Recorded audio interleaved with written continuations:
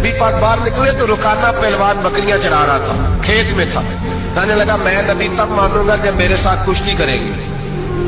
हजरत बिलाल हबशी रज़ी अल्लाह तआला अन्हु फरमाते हैं कि हुजूर का मिजाज नरम और नाजुक था।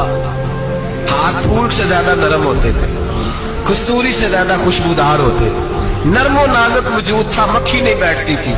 जब उसने ये बात की तो मेरा दिल किया मैं आगे बढ़ के कहूं तू बेवकूफ है, कभी कुश्तियों के साथ भी तबलीग हुई है, बेवकूफ है तू।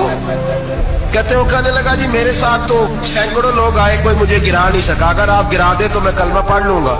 कहते रसूल पाक ने आस्तीनें चढ़ाई, फरमाया चल आजा कुश्ती कर लेते।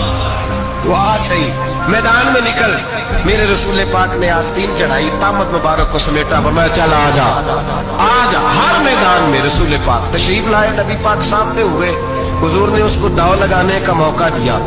कभी टांगों की तरफ भागता, कभी पीछे आता, कभी दाएं। जब भाग भाग के हजरत बिलाल कहते वो भाग रहा था, हुजूर मुस्कुरा रहे थे। सुभान अल्लाह, नबी पाक क्या बात है, सरकार हंस रहे थे कि चल चल यार ठीक है भाग दौड़ ले।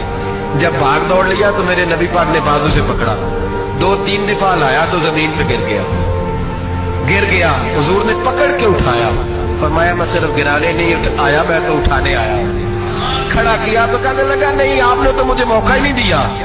तो हुजूर ने फरमाया देर कोई नहीं हुई, तू दोबारा आ जा, कोई अर्ज नहीं, आ जा दोबारा से। दोबारा आया तो मेरे हबीब ने 2 दफा हिलाया तो फिर जा गिरा। कहने लगा नहीं अभी भी मैं संभल नहीं सका था। फरमाया कोई अर्ज नहीं, ये कोई ऐसा मामला है, तू दोबारा आ जा। अब क्या जब आया ना तो हजरत बिलाल कहते हैं वो दस्ते मुबारक जिनको मैं थामता था तो लगता था फूल थाम लिए हैं, उन हाथों से हुजूर ने उठा के फिजा में बुलंद किया और हुजूर ने धड़ाम से जमीन पे गिराया तो कलमा पढ़ता हुआ खड़ा हुआ।